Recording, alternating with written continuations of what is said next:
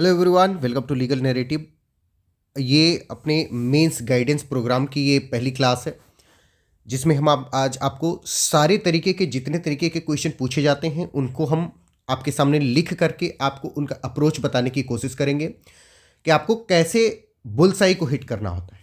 हम ये क्वेश्चंस हमने लिख रखे हैं, डायरेक्ट इनके आंसर हम अभी आपके सामने लिखेंगे और आपको हम वन बाय वन बताते चले जाएंगे कि आपको कैसे अप्रोच करना होता है चीज़ों को। ठीक है, ये हो गई बात। इसके पहले मैं आपको एक बात बता दूं कि prelims is just qualifying. Prelims में हर स्टेट का अपना अपना होता है, लेकिन मिनिमम 10 गुना 10 टाइम्स या 15 टाइम्स लोगों को सिलेक्ट किया जाता है।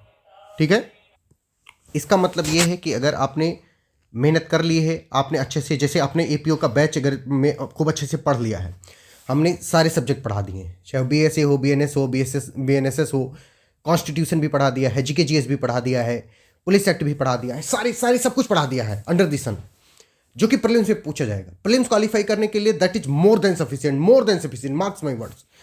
उसको क्या करना है, रिवाइज करते रहना है और अभी प्रीलिम्स के टेस्ट चल रहे हैं उनको देते रहना है। लेकिन बाबू, सिलेक्शन लेने के लिए हम पढ़ रहे हैं, हम प्रीलिम्स क्वालिफाई करने के लिए नहीं पढ़ रहे हैं। किसके लिए पढ़ रहे हैं? हम सिलेक्शन के लिए पढ़ रहे हैं। सिलेक्शन के लिए किसके बेसिस पर सिलेक्शन होता है? प्रीलिम्स के मार्क्स के बेसिस पर सिलेक्शन नहीं होता। Prelims is just qualifying. Selection किसके बेसिस पर होता है? Main exam and plus interview के बेसिस पर होता है। ठीक है, इन दोनों के को मिला करके फिर सिलेक्शन होता है। अब बात आती है कि मेन एग्जाम में हमें क्या करना होता है। तो मेन एग्जाम के लिए कुछ कुछ चीज़ें हमको बहुत ध्यान में रखती होती है। प्रीलिम्स में हमने सब कुछ पढ़ा, हमको बेसिक आइडिया है सारी चीज़ों का, लेकिन उन सारी चीज़ों को हम limited time, mark my words, limited time में कैसे सही स्ट्रक्चर में अपनी बातों को हम कॉपी में लिख देते हैं। फिर से बोलता हूं, लिमिटेड टाइम में सही कंटेंट को कैसे हम अपनी कॉपी में लिख देते हैं, सही तरीके से, सही अप्रोच से, जिससे कि demand of the question and demand of the examination दोनों सेटिस्फाइड हो जाए। इसके लिए किसकी जरूरत होती है? प्रैक्टिस की जरूरत होती है। हमको पता है, आपको पता है कि practice makes a man and a women perfect. अब प्रैक्टिस करने के लिए कुछ होना चाहिए, कुछ प्लेटफॉर्म होना चाहिए, कुछ जरिया होना चाहिए। तो जरिया तो आपको मार्केट में हजारों मिल जाएंगे, लेकिन आपको पर्सनल टच के साथ में आपके ऊपर फोर्स, आपके बड़े भाई की तरह से, आपके गार्जियन की तरह से, आपके दोस्त की तरह से आपके ऊपर फोर्स लगा करके जो आपसे वो प्रैक्टिस करवा दे, उसकी सबसे ज्यादा जरूरत होती है। बड़ी बड़ी कोचिंगों में अगर तो हम तो जाते हैं कि अगर पैसा दे दिए, हमसे कोई पूछने वाला है नहीं कि तुम टेस्ट देने क्यों नहीं आए, टेस्ट दिए कि नहीं दिए, और वो उसकी कोई लायबिलिटी भी नहीं होती। खैर, वो तो वहां पे पैसा कमाने के लिए बैठा हुआ है। लेकिन लीगल नैरेटिव में ऐसा नहीं है। आपका हम जीना हराम कर देंगे अगर आप प्रैक्टिस नहीं करोगे तो, क्योंकि I am working to produce the result. हमको पैसे का उतना लोड नहीं है जितना रिजल्ट का लोड है, और रिजल्ट आप बेटा तभी दे पाओगे जब आप प्रैक्टिस किए रहोगे। ये बात समझ में आई? एक कहावत भी आप लोगों ने सुनी होगी कि जो व्यक्ति प्रैक्टिस में जितना ज्यादा पसीना बहाता है उसको युद्ध में मतलब रक्त नहीं बहाना पड़ता, खून नहीं बहाना पड़ता है। मैं इतना ज्ञान आपके सामने क्यों दे रहा हूं? क्योंकि जब मैंने मेंस का एग्जाम दिया, यूपी मेंस दिया, मैं यूपी जुडिशरी का भी मेंस और इंटरव्यू दे चुका हूं। फाइनल सिलेक्शन उसमें 13 मार्क्स से मेरा नहीं हुआ यूपी में, बिहार वाले में 12 मार्क्स से नहीं हुआ। क्यों नहीं हुआ? क्योंकि मैं मेंस की कभी ऐसी प्रैक्टिस नहीं करके गया, मैं बेवकूफ था। लेकिन मैं चाहता हूं कि जो गलती मैंने की, कृपाशंकर पांडे ने की, वो आप लोग बेटा ना करो। अभी आपका प्रेरोगेटिव है कि आप वो गलती दोहराना चाहते हो कि नहीं दोहराना चाहते हो। इसके ऊपर ओवर एंड अबव एक बात यह भी इंपॉर्टेंट है कि ये मौका बार बार नहीं आता, 3-4 साल 5 साल वेट करना पड़ता है, फिर जाकर के मौका मिलता है। ये अगर आपको मौका मिला हुआ है मेंस लिखने का, अगर आपको मौका मिल रहा है तो मौका सिर्फ मेंस लिखने का नहीं होना चाहिए, वो फाइनल सिलेक्शन का मौका हो जाना चाहिए, क्योंकि दोबारा मौका मिलने में बहुत टाइम लग जाता है। 3 साल 4 साल। आजकल तो लॉ में इतने रूल बदल रहे हैं कि कब को क्या हो जाए, कब तुमको इनएलिजिबल घोषित कर दिया जाए, कुछ पता नहीं है। तो इन सारी चीजों को मद्देनजर रखते हुए हमने क्या किया है, मेंस का बैच लॉन्च कर दिया है, जिसमें हम आपको मेंस का आंसर राइटिंग करवाएंगे। उसमें क्या क्या होगा, कभी भी किसी भी बड़ी कोचिंग में ज्वाइन करोगे तो वो डिक्टेट कर करके मेंस का नोट्स लिखवा रहे होते हैं। हमने उस स्टेज को बाईपास कर दिया है, मतलब हम आपका मेंस का नोट्स नहीं लिखवाएंगे, हम मेंस का नोट्स बना करके आपको खुद डिलीवर कर देंगे। उसके बाद में हम आपको कुछ कुछ पेज नंबर तक, मान लो कि एक डॉक्यूमेंट है जिसका नाम है आईपीसी का डॉक्यूमेंट है, उसमें मान लो 82 पेजेस हैं, मैंने दे दिया। और ये मंडे को आपको सिलेबस बताया जाएगा कि पेज नंबर 40 तक आपको सब कुछ तैयार करके आना है। सैटरडे को आपका इसका टेस्ट होगा, संडे को इवैल्यूएशन हो जाएगा, इवैल्यूएशन। और वो इवैल्यूएशन भी कैसे होगा, जैसे अभी आप ये लेक्चर देख रहे हो, मैं स्क्रीन रिकॉर्डेड इस पे आपको ये लिख लिख करके बता रहा हूं ना, तब जो आप कॉपी लिखे रहोगे, ऐसे कॉपी में जो लिखे रहोगे उसको मैं जब चेक कर रहा हूंगा तो उसमें भी ये बात बता रहा हूंगा कि यहां पे आपको ये लिखा होना चाहिए, ये चीज नहीं लिखी होनी चाहिए। मतलब आपको ये फील होगा कि कृपा शंकर पांडे आपके सामने बैठ करके आपकी कॉपी चेक कर रहा है। बात समझ में आ रही है? तो अब हम अगर आपको मेंस का नोट्स डायरेक्ट डिलीवर कर दें और आपको ये बात मतलब हर हफ्ते में कुछ कुछ पेज दें कि इतना रट के आओ, इसका एग्जाम लेंगे, तो इस प्रोसेस से हम सारे सिलेबस को आराम से रट लेंगे। और उसको सिर्फ रट ही नहीं लेंगे, उसको हम विद इन टाइम लिखने की प्रैक्टिस भी कर लेंगे। अब हमने लिखने की प्रैक्टिस कर लिया, हमने सब कुछ याद है, अब हम मेंस एग्जाम में गए तो ये बताओ भैया, मेंस एग्जाम में तो हम लिख करके आएंगे, उसी का तो मार्क्स मिलेगा ना। वहां पे तो ये देखने जाएगा नहीं कोई जो चेक कर रहा होगा कि ये लड़का बहुत सुंदर है, बड़ा हैंडसम है, ये लड़की बड़ी गॉर्जियस है, तो इसको ज्यादा मार्क्स दे दो, ऐसा तो होगा नहीं। वो आपकी कॉपी देख करके, आपकी कॉपी का चेहरा देख करके तो मार्क्स देगा ना, राइट। उसको कैसे सुंदर बनाया जाएगा, वो प्रैक्टिस करके। और प्रैक्टिस कहां कर लोगे आप? लीगल नैरेटिव में कृपा शंकर पांडे के साथ कर लोगे। अगर आपको लगता है कि आपको भी इस तरह की प्रैक्टिस की जरूरत है तो आप 9984848968 पर बेझिझक होकर के मैसेज करो, कॉल करो, हम आपके सारे डाउट क्लियर कर देंगे और मेंस का बैच आप ज्वाइन कर सकते हो। झारखंड एपीओ मेंस का बैच स्टार्ट है, चल रहा है, जिसका एक टेस्ट पेपर होने जा रहा है। उसमें 40 पेज नंबर तक का कंटेंट दे दिया गया है, बच्चे तैयार भी कर चुके हैं। अब उसका एग्जाम होने वाला है, ये बात ठीक है। तो किस नंबर पर कॉल करोगे या व्हाट्सएप करोगे? 9984848968, कृपा शंकर पांडे, कृपा शंकर पांडे।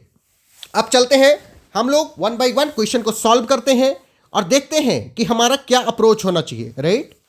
क्वेश्चन पूछा हुआ है, डिफाइन डिसऑनेस्टली एंड फ्रॉडुलेंटली। हमको डिसऑनेस्टली और फ्रॉडुलेंटली को डिफाइन करना है।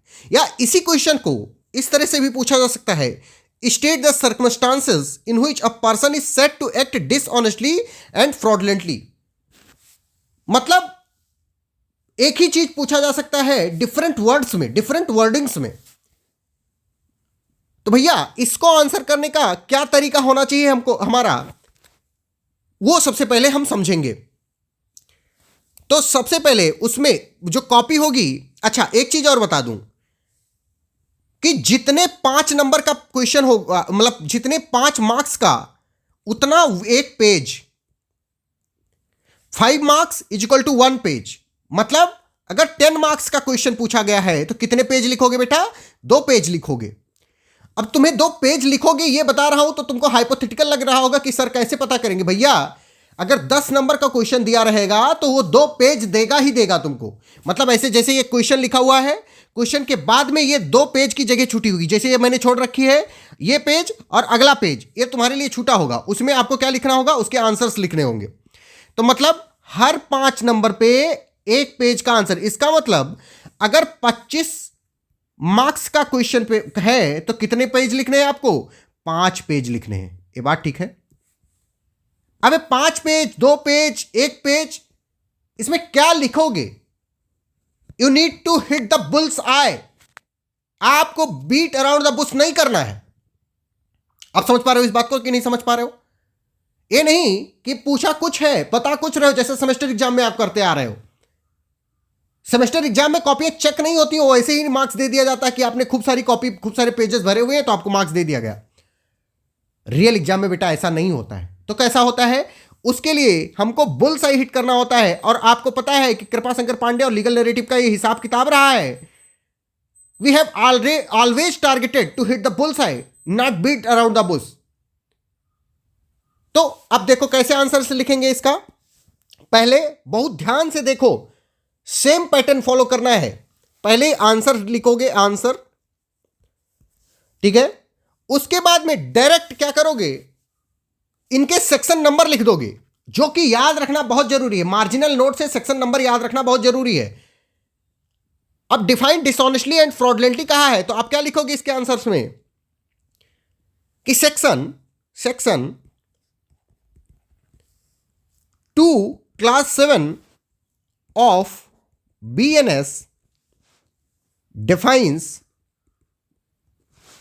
the term dishonestly, अंडरलाइन करोगे उसको। And section 2 clause 9 of BNS defines the term fraudulently।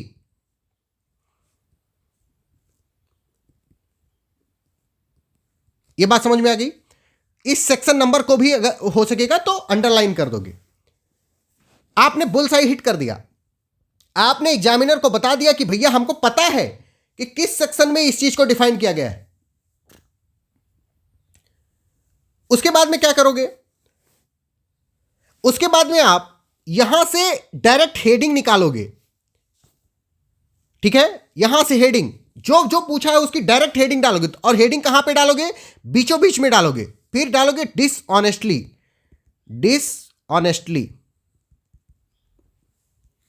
ठीक है। हेडिंग डाल दिया। अब लिखना शुरू करोगे कि सेक्शन 2 क्लास 7 प्रोवाइड्स। अब क्या provides? That whoever does anything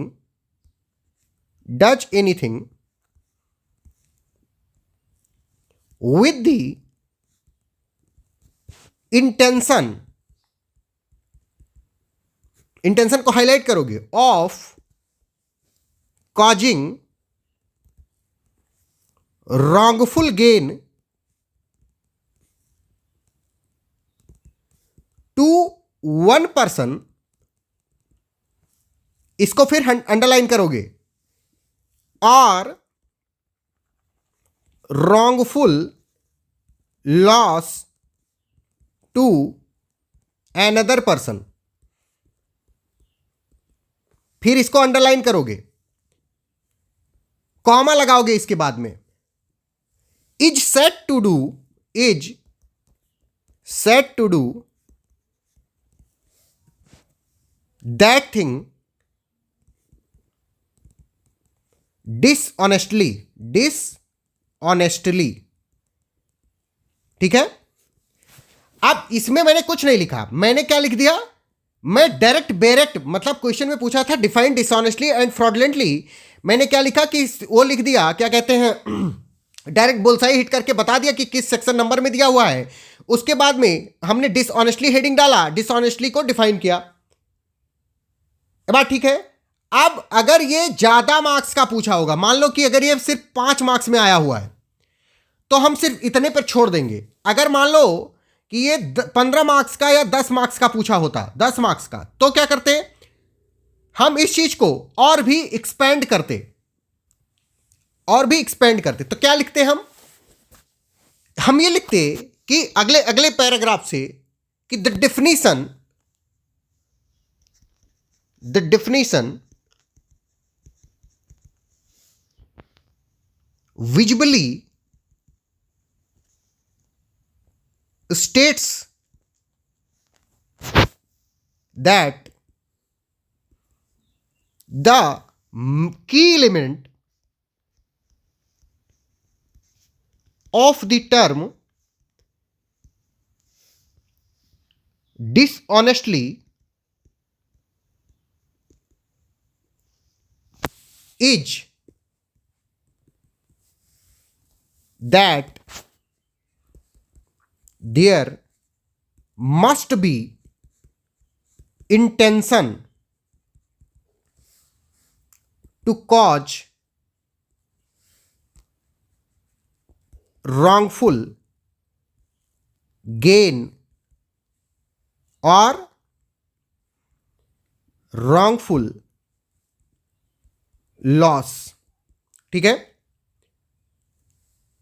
फिर अगले अगले पैसेज से लिखोगे डिसऑनेस्टली इन्वॉल्व्स पेक्यूनरी, पेक्यूनरी मतलब पैसे वाला, पेक्यूनरी और इकोनॉमिक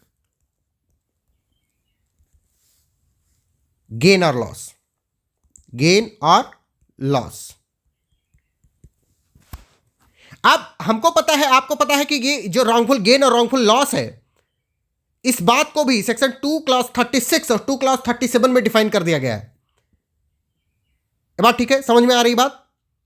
तो लिख दोगे इस बात को भी कि the term wrongful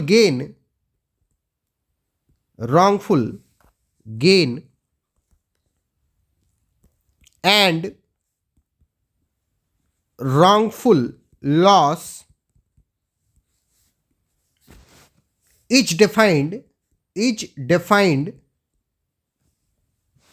in section 2 class 36 and 2 class 37 of BNS। ठीक है, ये पूरा हुआ किसका? डिसऑनेस्टली की डिफिनीशन। ये बात समझ में आ रही है? देख पा रहे हो सब लोग? ये एकदम क्लियरली विजिबल है कि क्या क्या हम एड्रेस करना चाह रहे हैं। डिसऑनेस्ट पहले कह रहा, इसने कहा कि डिसऑनेस्टली को डिफाइन करो, फिर फ्रॉडलेंटली को डिफाइन करो। अब फिर हम क्या करेंगे, वो खत्म हो गया, अब हम हेडिंग डालेंगे अपना। हेडिंग कहां से निकाल रहा हूं मैं क्वेश्चन से हेडिंग निकाल रहा हूं। ठीक है, इससे क्या पता चलता है कि आपने क्वेश्चन के हर एक पार्ट को डील किया हुआ है। जो एग्जामिनर है, जो कॉपी आपकी चेक कर रहा है, उसको दिख जाएगा कि क्वेश्चन में दो अलग अलग चीजें पूछी गई थी, एक डिसऑनेस्टली और एक फ्रॉडलेंटली। आपने डिसऑनेस्टली डील कर दिया, उसके बाद में आप क्या डील करने जा रहे हो? फ्रॉडलेंटली डील करने जा रहे हो। क्या बेटा? फ्रॉडलेंटली। उसका भी हेडिंग डालोगे, फ्रॉडलेंटली। ये बात ठीक है? फिर अंडरलाइन करोगे, फिर अगला लिखना शुरू करोगे, सेम टेम्पलेट फॉलो करोगे जो इधर फॉलो किया था, उसमें भी इसमें भी सेम टेम्पलेट फॉलो करोगे। क्या लिखोगे कि section 2 class 9 provides that a person is said to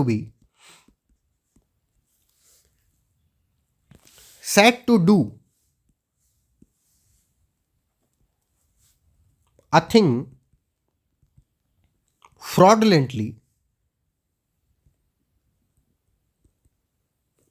if he does that thing with intent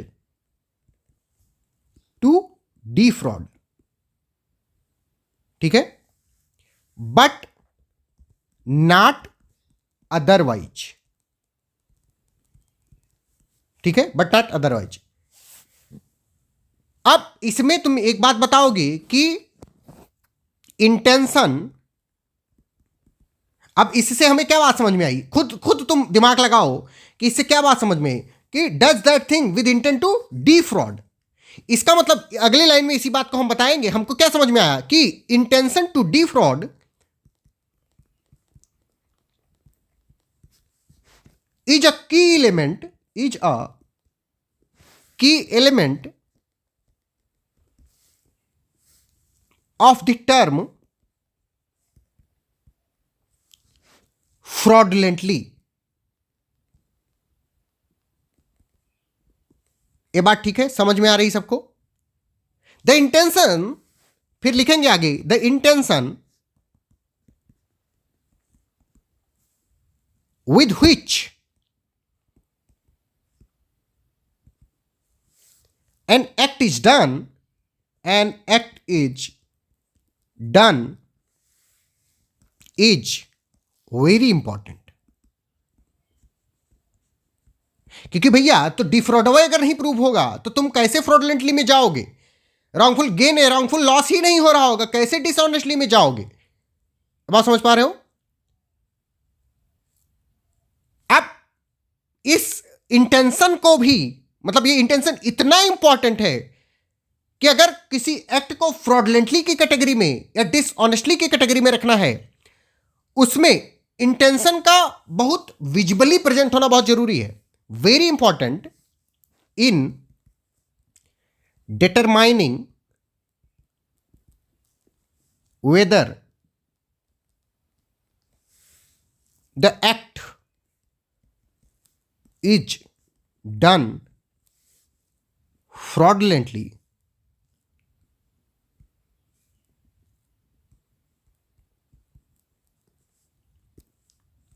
और डिसऑनेस्टली।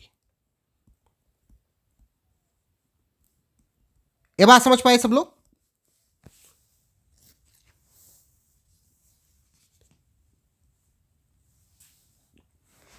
समझ में आ रही है बात सबको? ये बात हमने लिख दी। अब हम इस डिफ्रॉड को भी अगर चाहें, अगर हमको ये बात याद आ रही कि डिफ्रॉड का क्या मतलब होता है, तो हम लिखेंगे कि the defraud means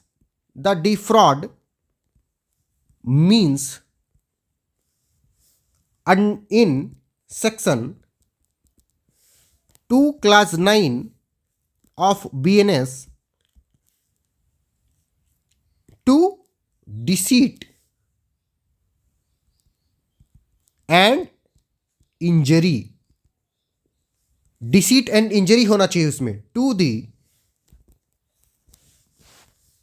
person deceived. ये बात समझ में आई कि नहीं आई, ये बताओ? ये आंसर देखो, आप कहा था इसने कि डिफाइन डिसऑनेस्टली एंड फ्रॉडलेंटली। ये आपके सामने हमने ये डिफाइन किया, फ्रॉडलेंटली भी डिफाइन किया और डिसऑनेस्टली भी डिफाइन किया। बात समझ पा रहे हो, नहीं समझ पा रहे हो? ऐसे बाबू जब आप खूब प्रैक्टिस करोगे तब लिख पाओगे, ऐसे हवा में नहीं लिख पाओगे। ये बात ठीक है? इसकी फीस कितनी है? 5,000 रुपए है। There and it is non negotiable. एक पैसा भी इसमें ऑफर नहीं दिया जाएगा। क्यों? क्योंकि बाबू हर एक बच्चे का अलग अलग कॉपी चेक करने में बहुत मेहनत लगेगा। मार्केट में कंटेंट आपको पिल्लई से लगा करके और बहुत वेरियस तरह की बुक्स मिल जाएंगी मार्केट में, जिनमें कंटेंट एकदम भरपूर भरा भरा रखा हुआ है।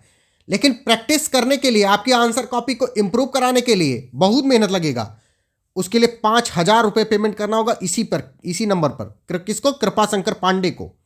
मैं कौन हूं? कृपा शंकर पांडे। ठीक है, आगे बढ़ते हैं, अगला क्वेश्चन देखते हैं। ठीक है, what criminal immunities have been granted to children under 7 years of age and children above 7 years and under 12 years of age। आप इसमें डॉली कैपेक्स और डॉली इन कैपेक्स वालों की बात हो रही है, हमको इस चीज को देखना होगा। तो अब सबसे पहले हमने आपको अभी ऊपर वाले क्वेश्चन में क्या बताया कि हमको we are here to hit the bull's eye, we are not here to hit, मतलब बीट अराउंड द बुश। तो अब देखो आंसर इसमें डायरेक्ट बताएंगे कि जो चाइल्ड की इम्यूनिटी वाली बात होती है वो कहां पे डील की जाती है बेटा?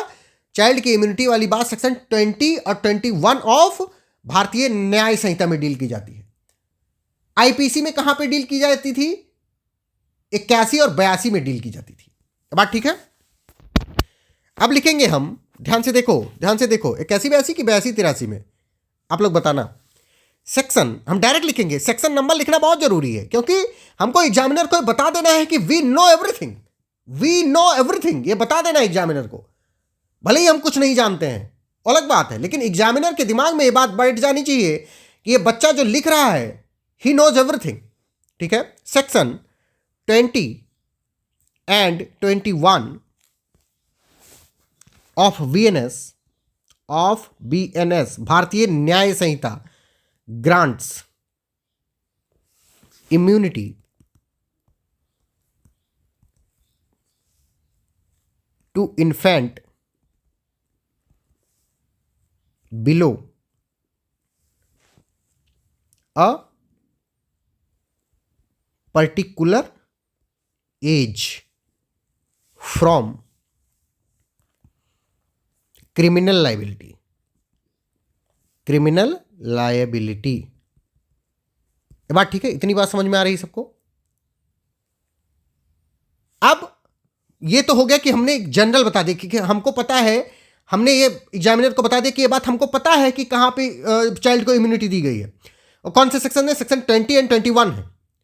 उसके बाद में हम 20 में क्या है ये बताएंगे कि सेक्शन 20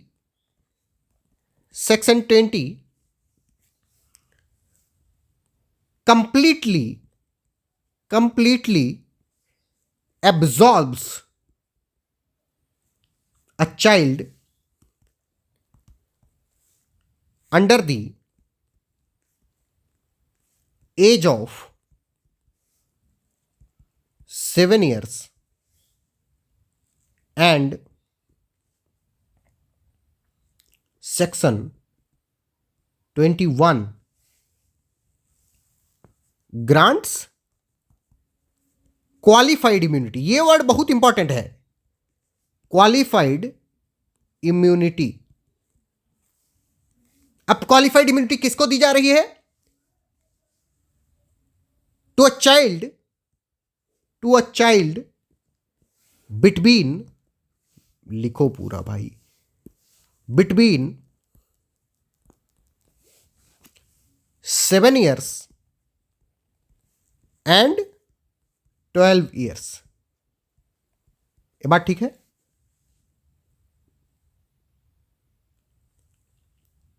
अब ये बात हमने लिख दी। अब हम क्या डालेंगे, क्योंकि इसमें हमको दो तरीके से, मतलब एकदम अलग अलग उसको डील कर देना है। Granted to children under 7 years of age and children above 7 years of, यानी दो हिस्से में हमको डील। तो पहला हेडिंग डालेंगे कि criminal immunity granted to children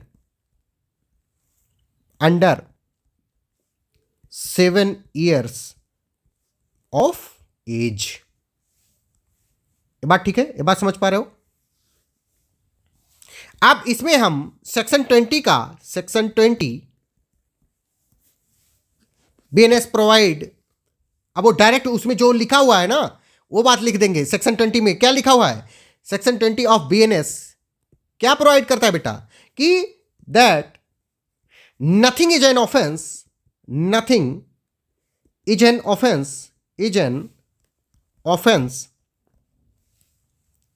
which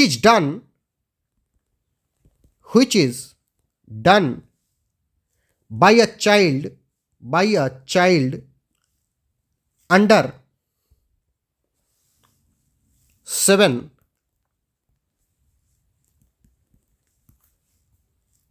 years of age। अब क्यों ऐसा होता है? क्योंकि children below the age of 7 years are considered dolly in capex।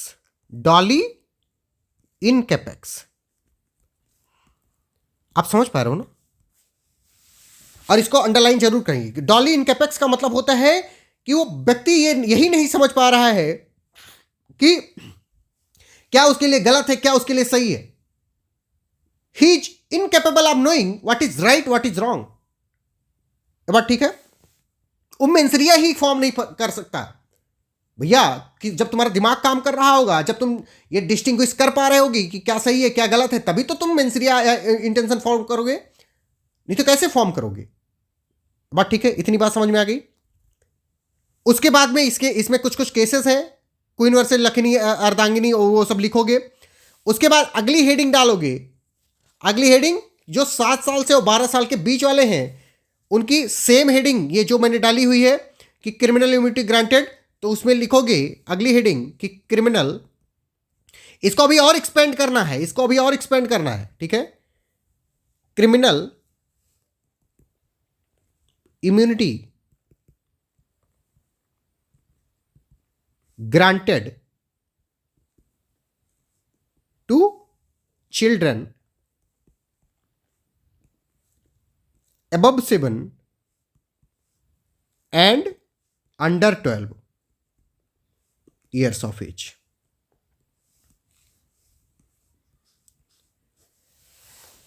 ये बात ठीक है? इतनी बात समझ पाए?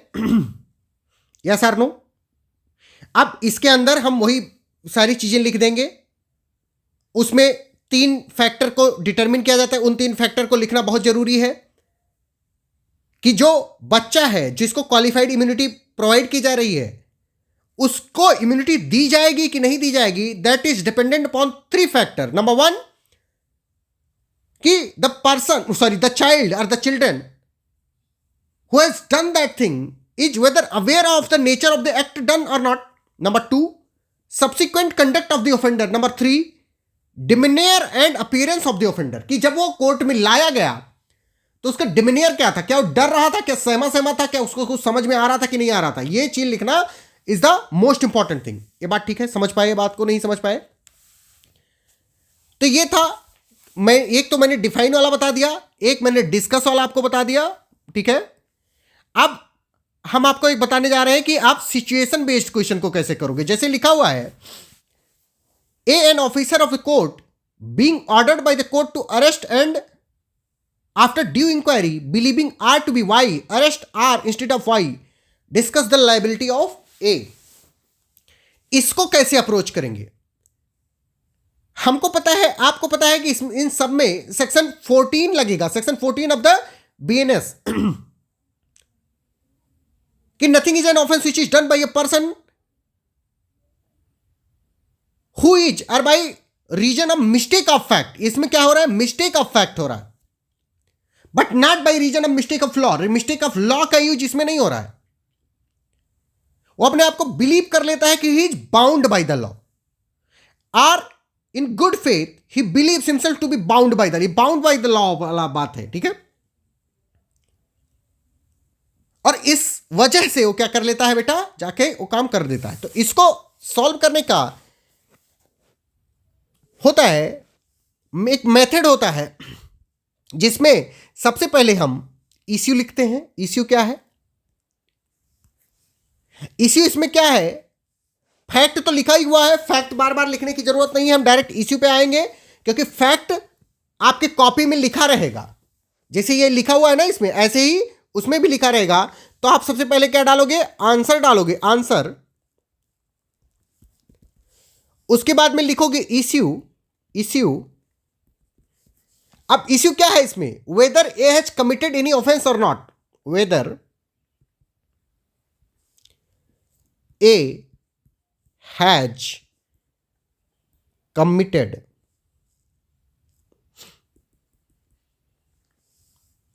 Any offence. क्या ए ने कोई ऑफेंस कमिट किया? यही तो हमको लिखना है ना कि डिस्कस द लायबिलिटी ऑफ ए। तो हम इश्यू बनाएंगे कि वेदर ए हैज कमिटेड और नॉट, फिर इसको प्रूव करेंगे कि उसने कमिट किया कि नहीं किया। अगर हम ये प्रूव कर, अब इस बात को हम कैसे प्रूव करेंगे? फिर हमने इश्यू बता दिया, फिर हम लॉ लेके आएंगे। लॉ क्या अप्लीकेबल हो रहा है? लॉ लॉ अप्लाइड कह दो इसको, लॉ अप्लाइड। बात ठीक है, समझ पा रहे हो? अब लॉ अप्लाइड क्या होगा कि हम लिखेंगे कि ये जो फैक्ट दिया हुआ है हमको, हमारे सामने जो फैक्ट लिखा हुआ है, this fact is the illustration of section 14 of the VNS. This हम लिखेंगे कि the fact of the question resembles the illustration of section 14 of BNS। ठीक है, ये बात बताया हमने।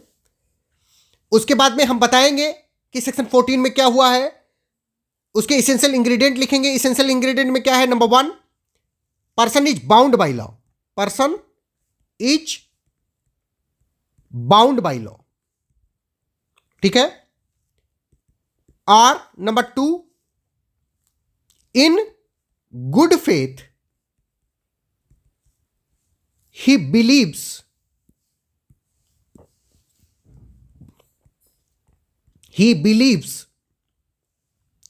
himself to be bound by law. Number 3, such belief, कौन? ये वाला बिलीफ, ये वाला जो बिलीफ है ये कैसा है? such belief is by reason of mistake of fact and not by mistake of law। ये बात लिख दिया हमने लॉ लिख दिया, पहले इश्यू लिखा, फिर लॉ अप्लाइड लिखा, फिर आप एनालिसिस करेंगे।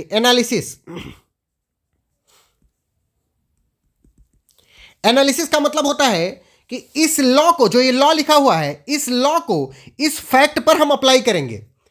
फिर क्या लिखेंगे? एनालिसिस हम कैसे करेंगे ये देखो कि A was ordered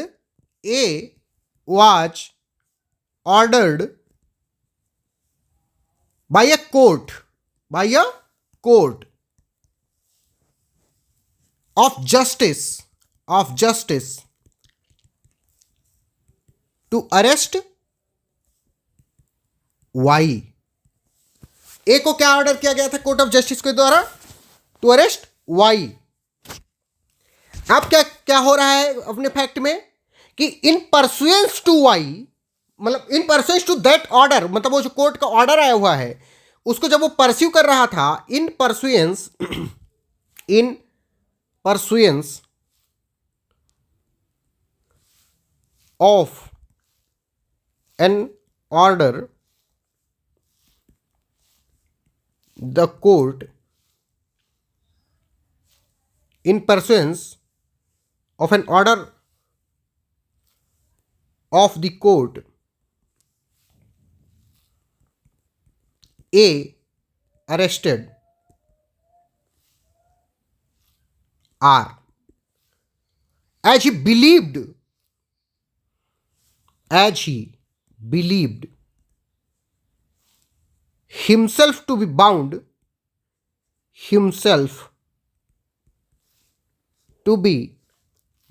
by the order, to be bound by the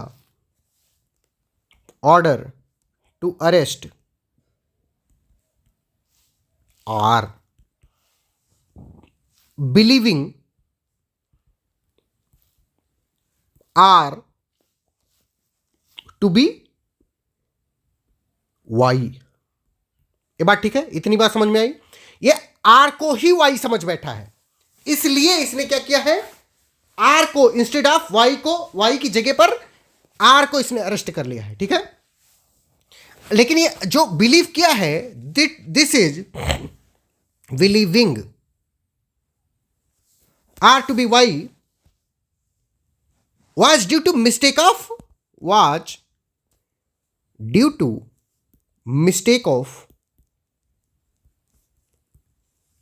fact and not by mistake of law. ठीक है, एक रुक जाओ, एक सेकंड, एक पेज जोड़ लेता हूं. मिस्टेक ऑफ लॉ, ठीक है, मतलब मिस्टेक ऑफ लॉ तो एक्सक्यूजेबल है, ये नहीं है तो उसका कोई वो नहीं होगा. अब ये भी बात बताना जरूरी है कि A was acting in good faith, in good faith as he arrested or after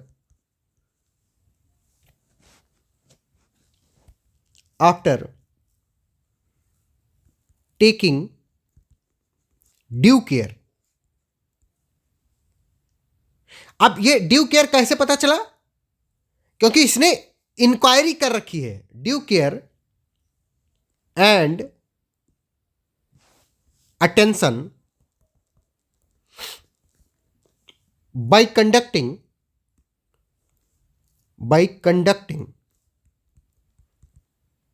due inquiry. ये गुड फेथ, ये ड्यू इंक्वायरी. अब ये कहां पता चला कि इंक्वायरी इसने किया है कि नहीं किया है? ये देखो लिखा हुआ है आफ्टर ड्यू इंक्वायरी. ये क्या शो कर रहा है? Good faith. क्या शो कर रहा है बेटा? Good faith. ये बात ठीक है, समझ पा रहे हो? तो इनका गुड यानी कि हम क्या क्या प्रूफ कर ले गए कि person is bound by law हो गए हैं. हम दूसरा भी कर ले गए कि गुड फेथ भी प्रूफ हो गया इनका. अब तीसरा कि such belief is by reason of mistake of fact and not by mistake of law. इस बात को भी प्रूफ कर दें, बस इस पर्सन को हम क्या कर देंगे? Is not guilty. ये बात ठीक है? समझ पा रहे हो कि नहीं समझ पा रहे हो? अब हाँ, इस बात को भी हमने प्रूफ कर दिया है कि मिस्टेक ऑफ फैक्ट से हुआ है, यानी तीसरा कंडीशन भी फुलफिल हो गया. Such belief is by reason of mistake of fact and not by mistake of law. ये वाली चीज भी प्रूव हो गई. अब हम क्या बता चुके हैं? देखो फिर से ध्यान से देखो. इश्यू हो गया, लॉ अप्लाइड हो गया, एनालिसिस हो गया. अब हम किस पे पहुंच जाएंगे बेटा? कंक्लूजन पे. कंक्लूजन अपना क्या आ गया कि by applying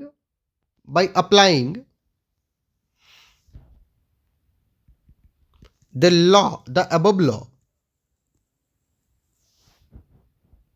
in our facts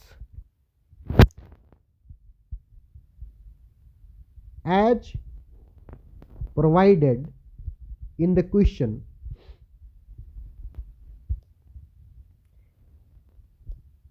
it can be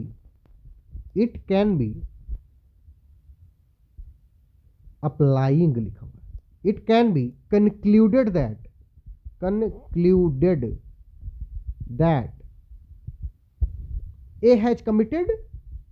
A has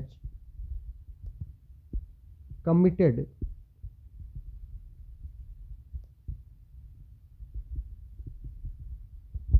no offense.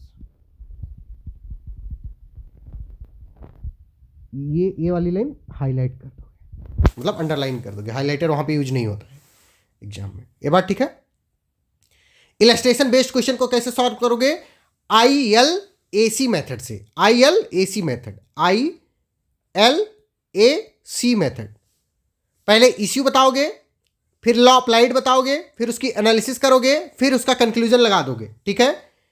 इससे क्या होती है? विजिबिलिटी बढ़ जाती है. हम जो फैक्ट हमारे सामने लिखा हुआ है उस फैक्ट को हमने एकदम प्रॉपर तरीके से सॉल्व किया हुआ है. एग्जामिनर को लगेगा कि this person is the best suited person to be a जज और अ प्रोसिक्यूशन ऑफिसर. ये बात ठीक है? अब बात आती है कि जब क्वेश्चन पूछा जाए, किसी प्रोसीजरल लॉ का क्वेश्चन पूछा जाए, तो उसको कैसे डील करेंगे? बाबू प्रोसीजरल लॉ में स्टेप बाय स्टेप चलना. जैसे हमने ये BNSS का क्वेश्चन लिया हुआ है, BNSS का क्वेश्चन लिया हुआ है, जिसमें हम सेशंस ट्रायल के बारे में हम पढ़ने जा रहे हैं. इसमें द मोस्ट इंपॉर्टेंट बात इज कि लाइन से एक एक सेक्शन हमको पता होना चाहिए. ये कैसे पता होगा? हम चिल्ला चिल्ला करके लेक्चर्स में अपने बता चुके हैं, आप जो 230 240 लोग हो सबको, कि भैया मार्जिनल नोट याद कर लो, वही आपका क्या होगा, आपको सेव करेगा। अब क्वेश्चन पूछा हुआ है, discuss the rule relating to trial before court of session, यानी सेशन ट्रायल के बारे में पूछ रहा है।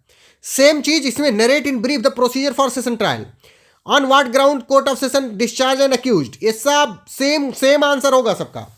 क्वेश्चन की वर्डिंग कुछ भी हो जाए, लेकिन उनका आंसर इनमें सब में सेम होगा, ठीक है। तो हम इनका आंसर लिखते टाइम पे आंसर कैसे लिखेंगे, ये प्रोसीजरल लॉ का आंसर बेटा हम कैसे लिखेंगे उसको ध्यान से देखो। प्रोसीजरल लॉ का आंसर लिखते टाइम पे सबसे पहले हम मतलब कुछ इस क्वेश्चन में कुछ जो पूछा हुआ उस चीज को डील करने की कोशिश करेंगे। तो सबसे पहले हम बताएंगे कि जो भारतीय नागरिक सुरक्षा संहिता है, कि द BNSS, इसका फुल फॉर्म लिखना है, शॉर्ट फॉर्म नहीं, प्रोवाइड्स 4 टाइप्स ऑफ ट्रायल, 4 तरीके के ट्रायल की बात करता है। कौन कौन से trials? Trial by session court, warrant trial,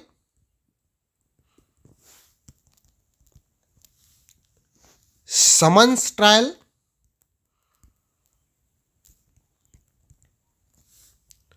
and summary trial. बात ठीक है, इतना बात लिख दिया तुमको। उसके बाद में आप बताओगे कि, क्योंकि क्वेश्चन अपना सेशंस ट्रायल के भी बारे में है, तो हम बताएंगे कि सेशंस ट्रायल के बारे में मतलब कौन किनको सेशंस ट्रायल किन ऑफेंसेस का किया जा सकेगा। तो लिखेंगे हम कि the first schedule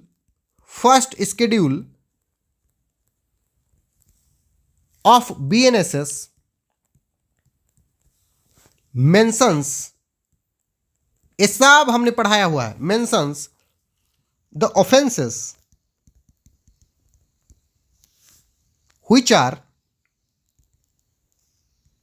exclusively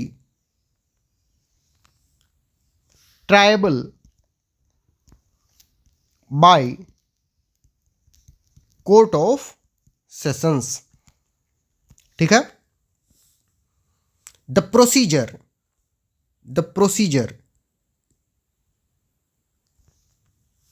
of trial by court of session is provided under sections 248 से लगा करके 260 तक प्रोवाइड किया गया है, ठीक है। आप क्या हेडिंग डाल दोगे कि सेशंस ट्रायल करने के लिए किस चीज की जरूरत होती है, और फिर 248 से लगा करके 260 तक सब लिस्ट डाउन कर दोगे सारे इंपॉर्टेंट प्रोविजंस को, ठीक है। तो अब ये जो सेशंस ट्रायल होता है वो स्टार्ट होने के पहले भी कुछ प्रोसीजर होता है, क्योंकि जो कोर्ट ऑफ सेशन होता है वो डायरेक्ट कॉग्निजेंस नहीं ले सकता किसी चीज का। तो इसमें क्या होता है कि इसको पहले कमिट किया जाता है। कमिटल कौन करता है? मजिस्ट्रेट कमिट करेगा केस को किसके पास? कोर्ट ऑफ सेशन के पास। कोर्ट ऑफ सेशन तब ट्रायल स्टार्ट करता है। ये बात ठीक है। तो जो फिर हम हेडिंग डालेंगे रिक्वायरमेंट बिफोर सेशंस ट्रायल। क्या रिक्वायरमेंट है, क्या सेशन ट्रायल के बारे में मतलब रिक्वायरमेंट हमको? तो number 1, every trial in court of session conducted by public prosecutor, 248, ये इसका मार्जिनल नोट लिख देंगे। उसके बाद क्या लिखेंगे कि the magistrate taking cognizance must supply to the accused the copy of certain, ये बात लिखेंगे क्योंकि हमको पता है, आपको पता है कि सेक्शन 180 और 183 बताता है BNSS का कि अक्यूज्ड को उसकी कॉपी सप्लाई की जाएंगी, ठीक है। जैसे पुलिस रिपोर्ट हुआ, स्टेटमेंट हुआ, जो सेक्शन 180 या 183 में उसने दिया हुआ है, किस सेक्शन में मजिस्ट्रेट ऐसा करेगा? सेक्शन 230 और 231 में करेगा। ये बात समझ में आ रही है? फिर सेक्शन 340 लिखेंगे हम कि जो इंपॉर्टेंट राइट्स है एक्यूज्ड पर्सन के to be defended by a counsel of his choice and the accused does not have sufficient means, तो अगर उसके पास सफिशिएंट मींस नहीं है तो उसको लीगल एड प्रोवाइड किया जाएगा। ये 341 बता रहा है। उसके बाद क्या हेडिंग डालोगे? फिर प्रोसीजर हेडिंग डालोगे। प्रोसीजर, अब प्रोसीजर में तुम डायरेक्ट लिस्ट डाउन कर दोगे सब कुछ कि सबसे पहले क्या होगा, क्योंकि डायरेक्ट कॉग्निजेंस ले नहीं सकता, तो committal of the court of session, committal of case to court of sessions.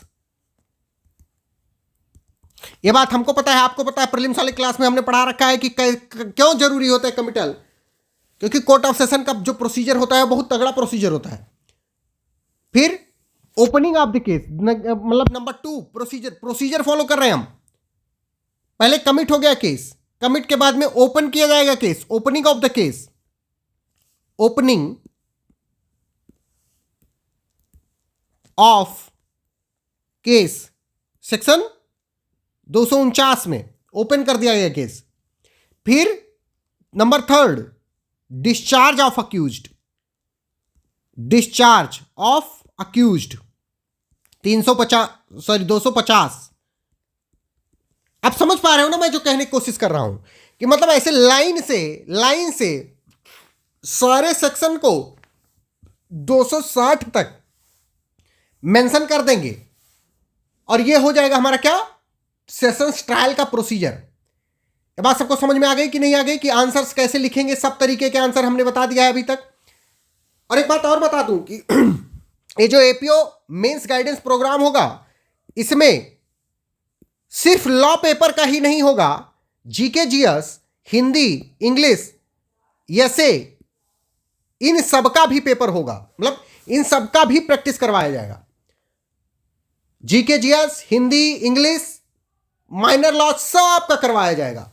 तो अगर आप चाहते हो एपीओ बनना, सचमुच चाहते हो, तो आप इस नंबर पे 9984848968 पर कर सकते हो। नहीं चाहते हो एपीओ बनना, सिर्फ वोकाल बनाना चाहते हो कि प्रीलिम्स वगैरह क्लियर कर लो, बस वोकाल बन जाए, क्योंकि बाबू प्रीलिम्स के बाद में आपको इतना सफिशिएंट टाइम नहीं मिलेगा कि आप प्रैक्टिस करके बैठ करके 1 महीने 1.5 महीने में सब सफिशिएंट प्रैक्टिस करके उस सिलेक्शन भर का लिख लो। उस चीज़ का मैं भुक्तभोगी हूँ, क्योंकि मैंने सफिशिएंट प्रैक्टिस उस समय पर नहीं की थी, इसलिए मेरा फाइनल सिलेक्शन नहीं हुआ और मैं आज आपके सामने गला फाड़ रहा हूँ। मैं नहीं चाहता कि आपको किसी के सामने गला फाड़ना पड़े। आप एक सरकारी नौकरी करो, आपकी अच्छी अच्छी शादी हो जाए और फिर आप लाइफ एंजॉय करो। मेरी तरह से 24 घंटे मर मर के मेहनत करने की बेटा आपको नौबत ना आए, ठीक है। इसी नोट के साथ आज का ये लेक्चर मैं यहीं पे ख़त्म करता हूँ। मिलते हैं आपसे नेक्स्ट उसमें। Bye bye, Radhe Radhe, God bless you.